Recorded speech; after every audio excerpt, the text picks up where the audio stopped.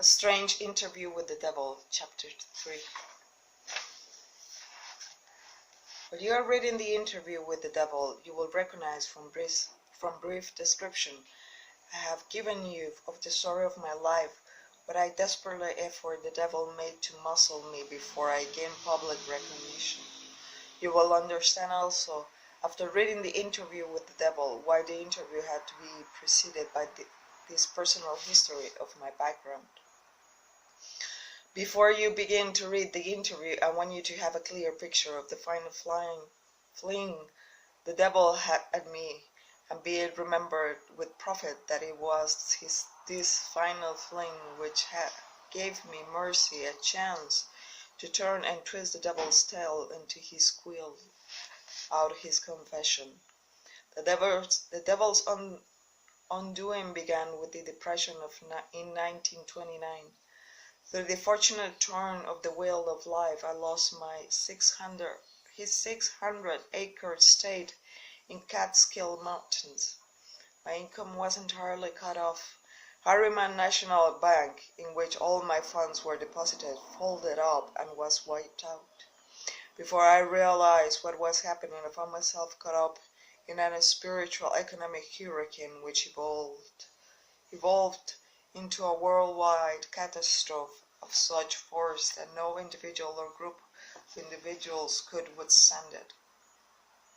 While waiting for the storm to cease and the stampede of human fear to stop, I moved to Washington, D.C., the city from which I made my start after the first meeting with Andrew Carnegie nearly a quarter of a century previously. There seemed nothing for me to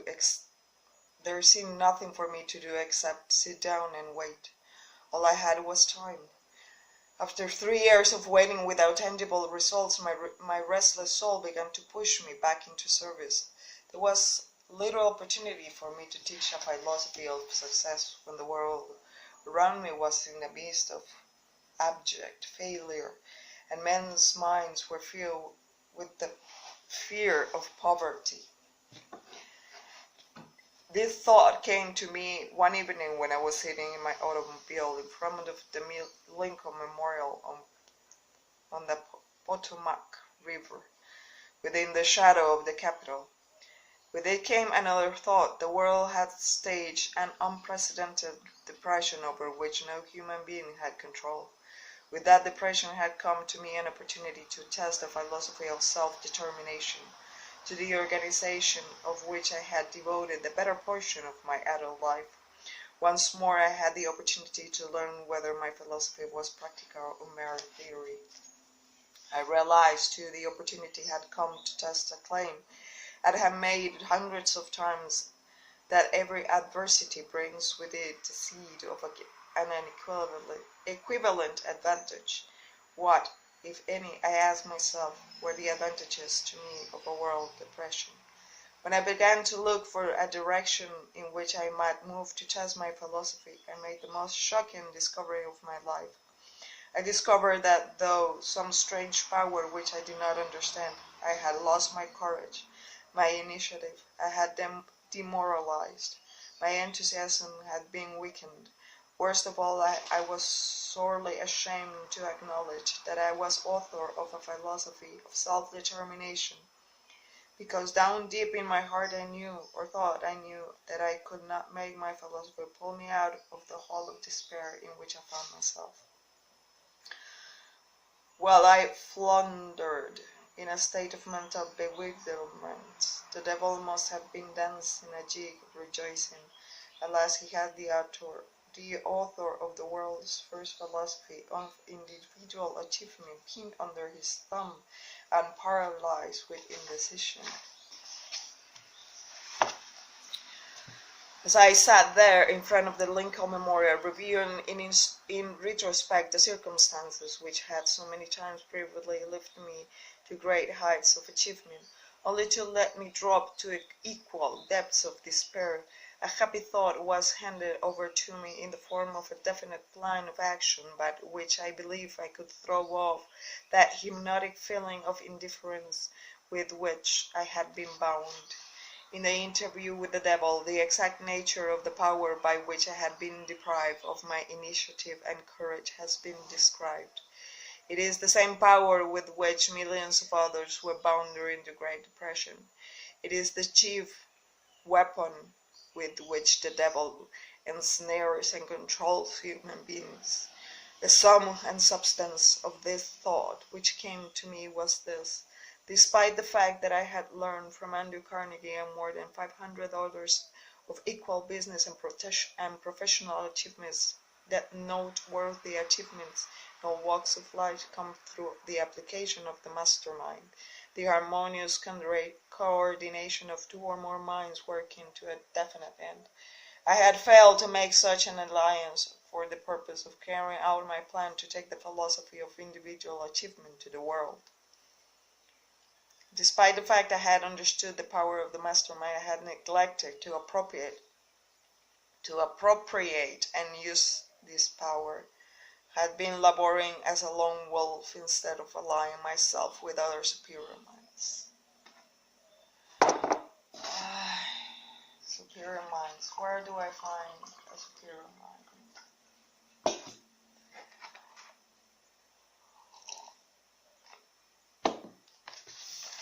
An analysis. Let us briefly analyze the strange interview you are about to begin. Some who read will want to ask, after they finish it, did you really interview the devil, or did you merely interview an imaginary devil? Some may wish the answer to this question before they begin the interview. I will answer in the only truthful way I could answer, by saying that the devil I interview might have been real, just as he claimed to be, or he might have been the creation of my own imagination, whichever he was, whether real or imaginary.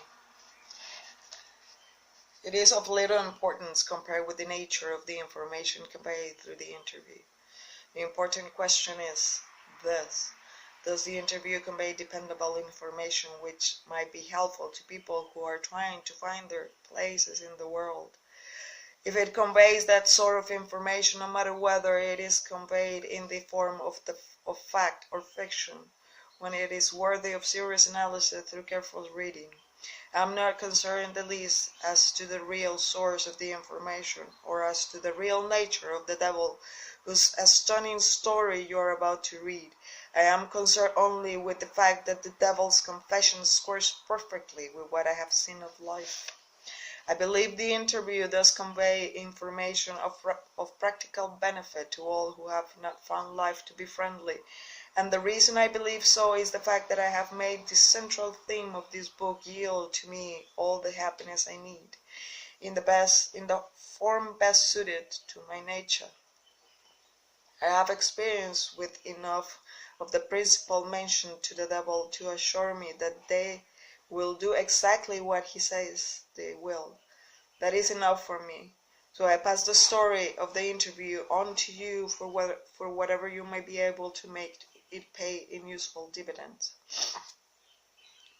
Perhaps you will get the greatest values if you accept the devil as being what he claims himself to be, relying upon his message for whatever it might bring you that you can use, and not worrying as to who the devil is or whether he exists. If you want my honest personal opinion, I believe the devil is exactly who he claims to be. Now let us analyze this strange confession.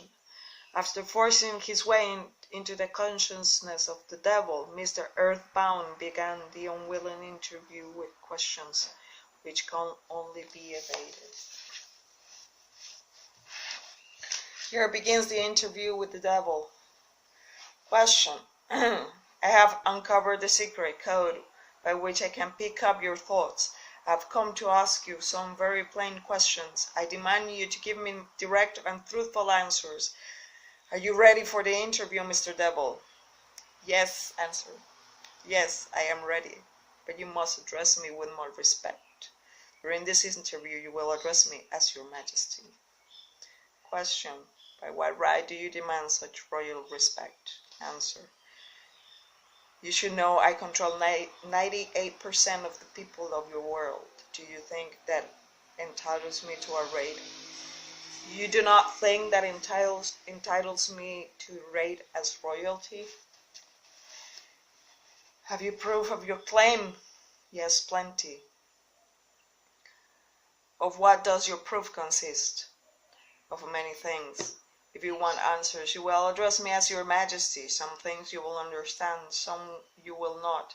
In order that you might get my viewpoint, I shall describe myself as correct and correct the false notions people have of me and my place of abode.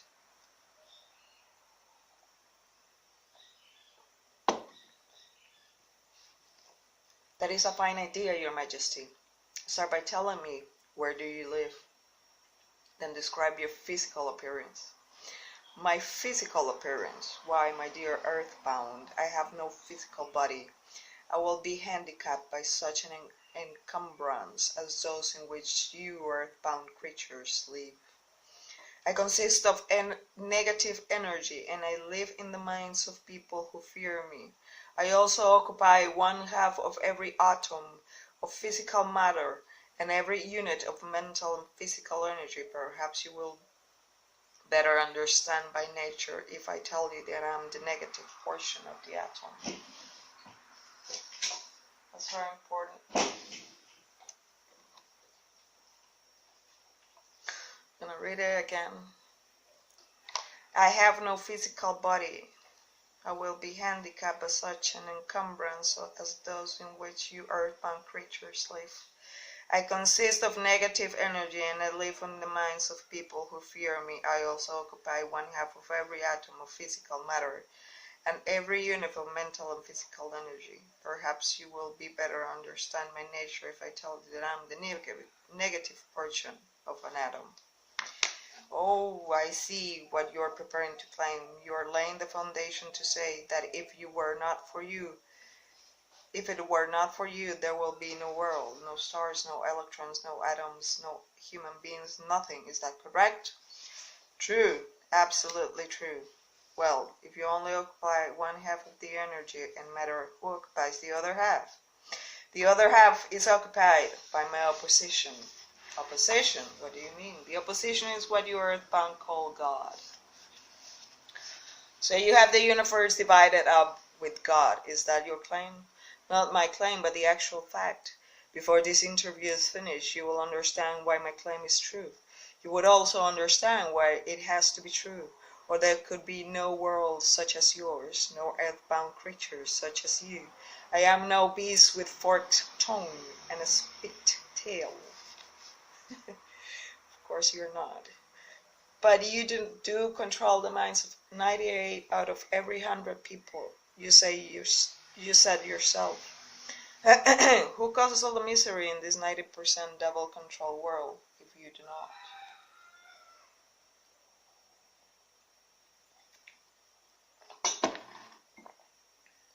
I have not said I do not cause them all the misery of the world. On the other hand, I boast of it. It is my business to represent the negative side of everything, including the thoughts of my airborne people. How else could I control people? My opposition controls positive thought. I control negative thought.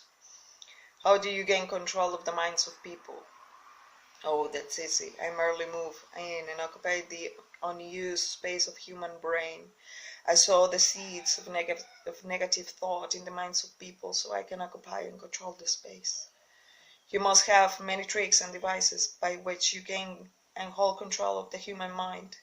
To be sure, I employ tricks and devices to control human thought. My devices are clever ones too. Go ahead and describe what your clever tricks, your majesty. One of my cleverest devices for mind control is fear. I plant the seed of fear in the minds of people, as these seeds germinate and grow, through use I control the space they occupy. The 6 most effective fears are the fear of poverty, criticism, ill health, loss of love, old age, and death. Which of these six fears serves you most often, your majesty? The first and the last, poverty and death.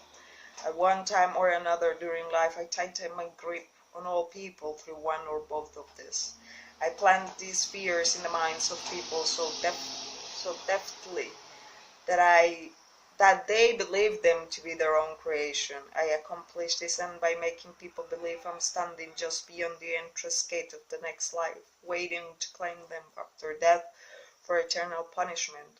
Of course, I cannot punish anyone except in that person's own mind through some form of fear, but fear of the thing which does not exist is just as useful for me as fear of that which does exist. All forms of fear extend the space I occupy in the human mind. I'm gonna read that again.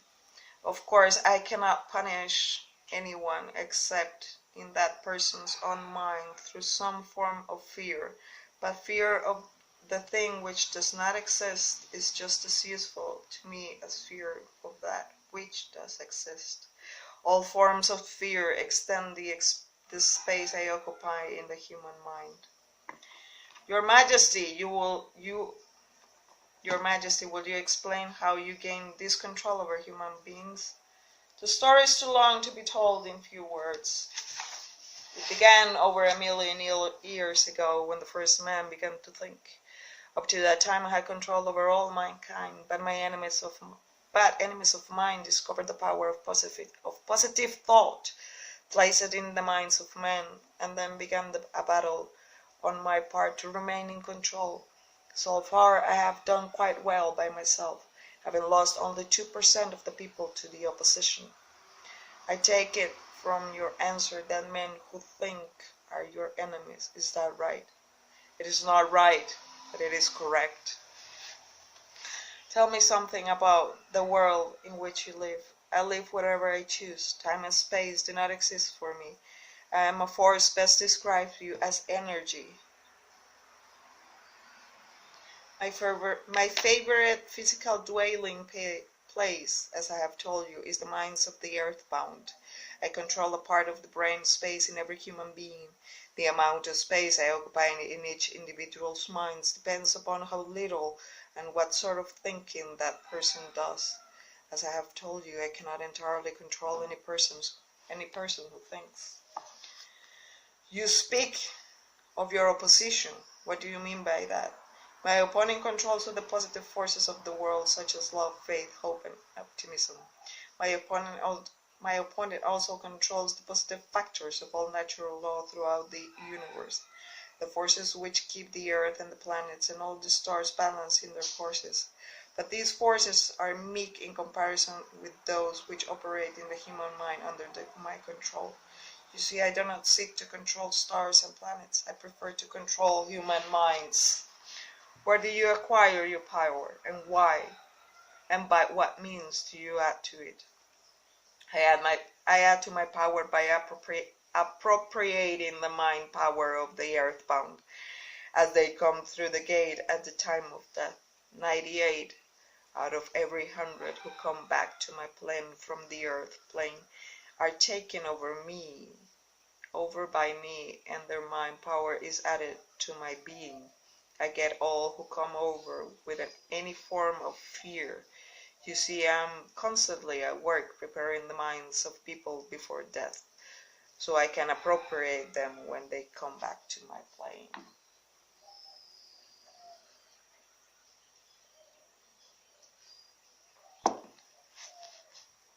Will you tell me how you go out? Will you tell me how you go about your job of preparing human minds so you can control them? I have countless ways of gaining control of human minds while they are still on the earth plane. The greatest weapon is poverty. I deliberately discourage people from accumulating material wealth because poverty discourages men from thinking and makes them easily pray for me. My next best friend is ill health. An unhealthy body discourages thinking. Then I have countless thousands of workers on earth who aid me in gaining control of human minds.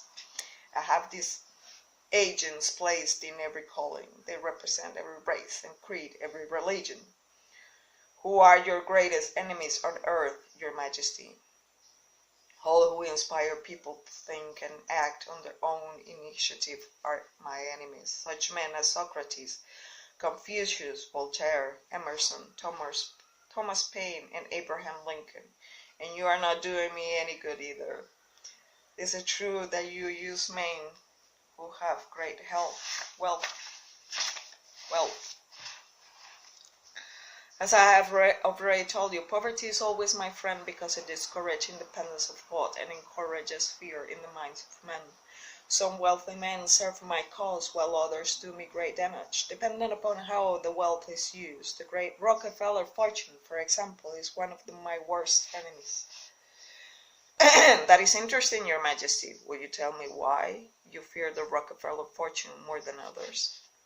The Rockefeller money is being used to isolate and conquer diseases of the physical body in all parts of the world. Disease has always been one of my most effective weapons. The fear of ill health is second only to the fear of poverty.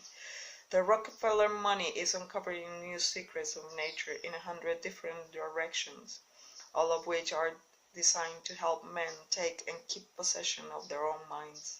It is encouraging new, better methods of feeding, clothing, and housing people. It is wiping out the slums in large cities, the places where my favorite allies are found. It is financing campaigns for better government and helping to wipe out dishonesty in politics. It is helping to set higher standards in business practice and encouraging businessmen to conduct business by the golden rule. That is not doing my cause any good. What about those boys and girls who are said to be on the road to hell? Are you in control of them? Well, I can answer that question with only yes and no. I have corrupted the minds of the young by teaching them to drink and smoke, but they have baffled through their tendency. But they have me baffled through their tendency to think for themselves. You say you have corrupted the minds of the young people with liquor and cigarettes. I can understand how liquor might destroy power of independent thought, but I do not see how cigarettes have to do with helping your cause. You may not know it, but cigarettes break down the power of persistence. They destroy the power of endurance. They destroy the ability to concentrate. They deepen and undermine the imaginative faculty and help in other ways to keep people from using their minds most effectively. Do you know I have millions of people, young and old, both sexes, who smoke 2 packages of cigarettes a day? That means I have millions of people who are gradually destroying the power of resistance. One day I should add to their habit of cigarette smoking other thought-destroying habits until I shall have gained control of their minds. Habits come in pairs, triplets, and quadruplets. Any habit which weakens one's willpower invites a flock of its relative to move in and take possession of the mind. The cigarette habit not only lowers the power of resistance and discourages persistence, but it invites looseness in other human relationships. I never thought that cigarettes were a tool of destruction, Your Majesty, but your explanation throws a different light on the subject. How many converts to the habit do you now claim? I am proud of my record. Millions are now victims, and the number is increasingly daily. Soon I shall have most of the world indulging the habit. In thousands of families I now have followers of the habit, including every member of the family. Very young boys and girls are beginning to take up the habit. They are learning how to smoke by observing their parents and older brothers and sisters. Which do you consider to be your greater tool for gaining control of human minds, cigarettes or liquor? Without hesitation, I would say here cigarettes. Once I get a young person to join a 2-package day club, I have no trouble in inducing that person to take on the habit of liquor. Overindulgence of sex and other related habits which destroys destroy independence of thought and action. Remember, this was written in 1938, long before the addictive nature of tobacco was discovered. Here, as elsewhere, Napoleon Hill is far ahead of his time in some of his medical and sociological opinions. Your Majesty, when I began this interview, I had you all wrong. I thought you were a fraud and a fake, but I see now that you are quite real and very powerful.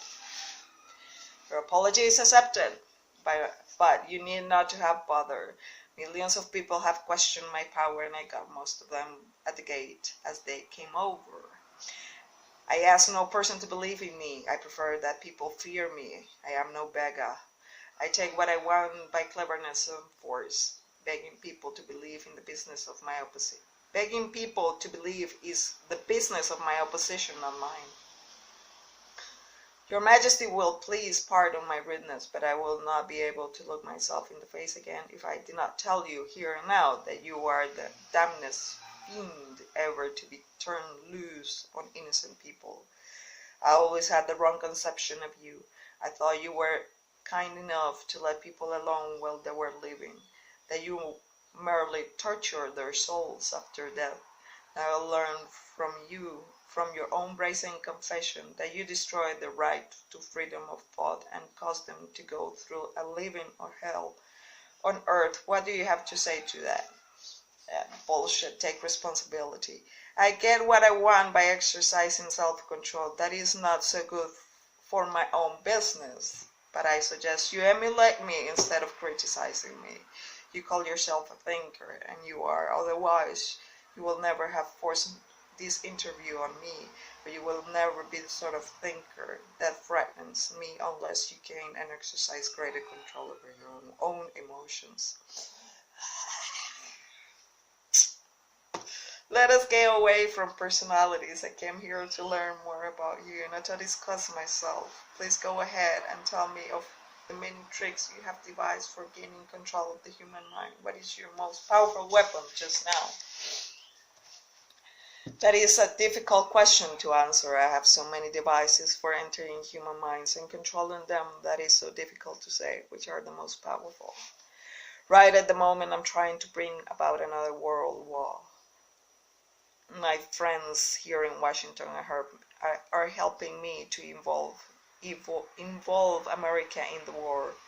If I can start the world to killing on a wholesale basis, I shall be able to put into operation my favorite device for mind control. It is what you may call mass fear. I used this device to bring about the other world war in 1914. I used it to bring about the economic depression in 1929. And if my opposition had not double-crossed me, I will now be in possession of every man, woman, and child in the world. You can see for yourself how near I came to world domination, the thing I have been struggling to attain for thousands of years. Yes, I see your point. Who wouldn't? You are a very ingenious manipulator of the minds of people. Is your devilish business carried on only through people of high position and great influence? Oh no, I use the minds of people in all walks of life. As a matter of fact, I prefer the type of person who makes no pretense of thinking. I can manipulate the sort of person without difficulty. I will not control 98% of the people of the world if all people were skilled in thinking for themselves. I am interested in the welfare of those people whom you claim to control. Therefore, I wish you to tell me all the tricks by which you enter and control their minds. I want a complete confession from you, so begin with your cleverest trick. This is suicide. This is suicide. Suicide. How do you say that? Suicide. You are forcing me, but I'm helpless. So settle down and I will place in your hands the weapon by which millions of your fellow earthbound will defeat themselves against me.